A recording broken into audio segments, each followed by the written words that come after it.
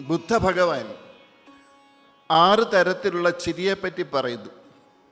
അതാണ് ഞാൻ പഠിപ്പിക്കാൻ പോകുന്നത്. 6 ടൈപ്സ് ഓഫ് ലാഫ്റ്റർ. ആദ്യത്തേത് സിത. സംസ്കൃതത്തിൽ സിത. എല്ലാവരും പറ സിത.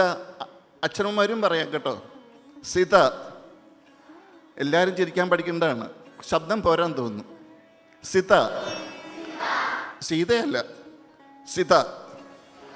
സിത എന്ന് പറഞ്ഞാൽ ചെറുപുഞ്ചിരി. അതായത് നിങ്ങൾക്ക് പാസ്പോർട്ടിനോ ആപ്ലിക്കേഷനോ വിസയ്ക്കൊക്കെ ഫോട്ടോ എടുക്കണമെങ്കിൽ നിങ്ങൾ ഫോട്ടോഗ്രാഫറുടെ മുമ്പിലിരിക്കും. ഇങ്ങനെയാണോ ഇരിക്കുക? അല്ല, നിങ്ങളൊരു സീരിയസ് സ്മൈൽ, ഇച്ചിരി ഗൗരവമുള്ള ചിരി. ഞാൻ ഫോട്ടോഗ്രാഫറാണെന്ന് വിചാരിച്ചുക. നിങ്ങൾ എങ്ങനെയാ ചിരിക്കാൻ പോകുന്നത്? ബ്യൂട്ടിഫുൾ. എന്താ പേര് എൻ്റെ? സിത. അപ്പോൾ നിങ്ങൾ ഒരു ഇൻ്റർവ്യൂവിന് പോകുന്നു. അപ്പോൾ ഈ ചിരി വേണം. ഏത് അപരിചിതൻ്റെ മുമ്പിലും ഈ ചിരി കാണിക്കാം.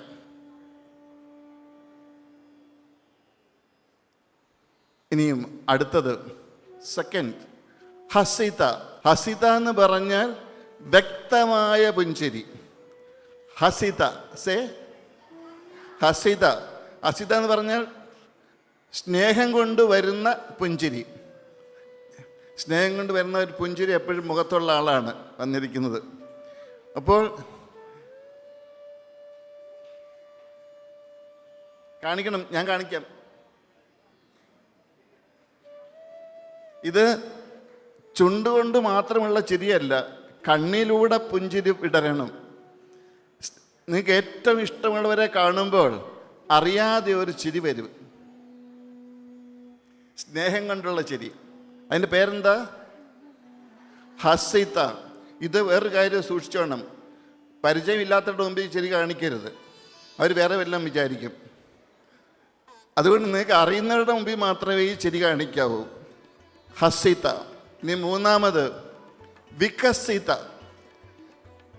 നമ്മൾ നന്നായിട്ട് ചിരിച്ചെങ്കിലും തൃപ്തിയായില്ല, കുറച്ചും കൂടെ സ്നേഹം കാണിക്കണമെന്ന് തോന്നുക, എക്സ്പ്രസ് ചെയ്യണമെന്ന് തോന്നുക. അപ്പോൾ നമ്മൾ എന്ത് ചെയ്യും? നമ്മൾ കുറച്ചും കൂടെ ചിരിക്കും. മുമ്പിൽ നല്ല പല്ലായിരിക്കും എല്ലാവർക്കും, ഇല്ലേ? പല്ലുണ്ടോ? പല്ലില്ലാത്തവർ ചിരിക്കണ്ട. മുമ്പിൽ നല്ല പല്ലവർ നമ്മളെ കൂടുതൽ സ്നേഹം കാണിക്കണമെങ്കിൽ വ്യക്തമായ വികസിത. മോണകൾ മാറ്റിയിട്ട് മുമ്പിലെ നല്ല പല്ല് മാത്രം കാണിക്കും.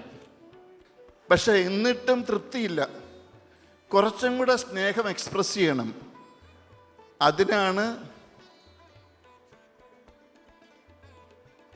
ഉപഹസിതാസ്. പറഞ്ഞിട്ട് ഉപഹസിത. ഉപഹസിത എന്ന് പറഞ്ഞാൽ പല്ലെല്ലാം കാണിച്ചിട്ടും മുമ്പിലെ പല്ല് കാണിച്ചിട്ടും തൃപ്തിയായില്ല. അപ്പോൾ ഞാൻ ഉദാഹരണം പറയാം.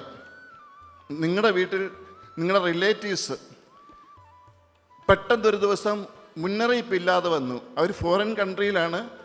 എല്ലാ വർഷവും നമ്മൾ വിളിക്കാറുണ്ട് നാട്ടിൽ വരുമ്പോൾ വരണ്ടേന്ന്. ഇതേവരെ വന്നിട്ടില്ല. ഇത് ഒരു ദിവസം ഒരു മുന്നറിയിപ്പും ഇല്ലാതെ അവർ വീടിൻ്റെ മുന്നിൽ നിൽക്കുന്നു. വാതിൽ തുറന്ന് നോക്കിയപ്പോൾ എല്ലാവരും മുന്നിൽ നിൽക്കുന്നു. അറിയാതെ നിങ്ങൾ എല്ലാ പല്ലും കാണിച്ച് ചിരിച്ചു പോകും. ചിരി അത്ഭുതത്തിൽ നിന്ന് വരുന്ന ചിരി. അതിൻ്റെ പേരാണ് ഉപഹസിത. ഒന്ന് കാണിച്ചാട്ടെ. ബ്യൂട്ടിഫുൾ. ഇനിയും എല്ലാ പല്ലും കാണിച്ചിട്ട് തൃപ്തിയായില്ല, കുറച്ചും കൂടെ എക്സ്പ്രസ് ചെയ്യണം. നിങ്ങളൊരു ജോക്ക് കേട്ടു. ജോക്ക് കേട്ടിട്ട് പല്ലെല്ലാം കാണിച്ചു നോക്കി, പക്ഷെ തൃപ്തിയായില്ല. അപ്പോൾ എന്ത് ചെയ്യും? മ്യൂസിക് ആഡ് ചെയ്യും. തിരിച്ച്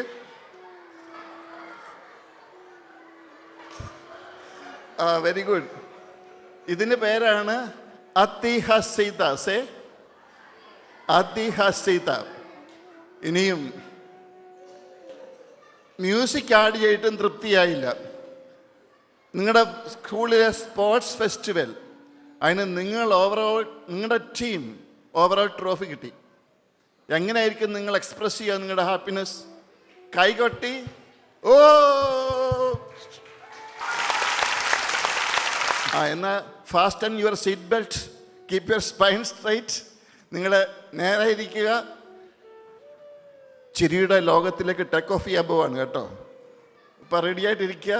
ഞാൻ 1 2 3 4 5 6 പറയുമ്പോൾ നിങ്ങൾ എക്സ്പ്രസ് ചെയ്യണം. നട്ടൽ നിവർന്നിരിക്കുക. നമ്പർ 1 സീത.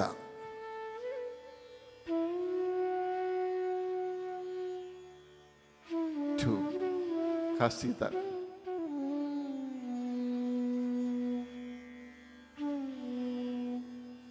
3 വികസിത. 4 ഉപഹസിത.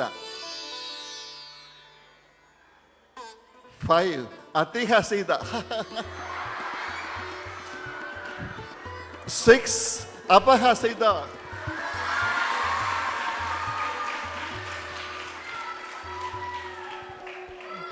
ഇനി ഒരു ചിരിയും കൂടെ ഉണ്ട്. അത് നമുക്ക് അനുകരിക്കാൻ സാധിക്കില്ല. ഒരു യോഗിയുടെ ചിരി.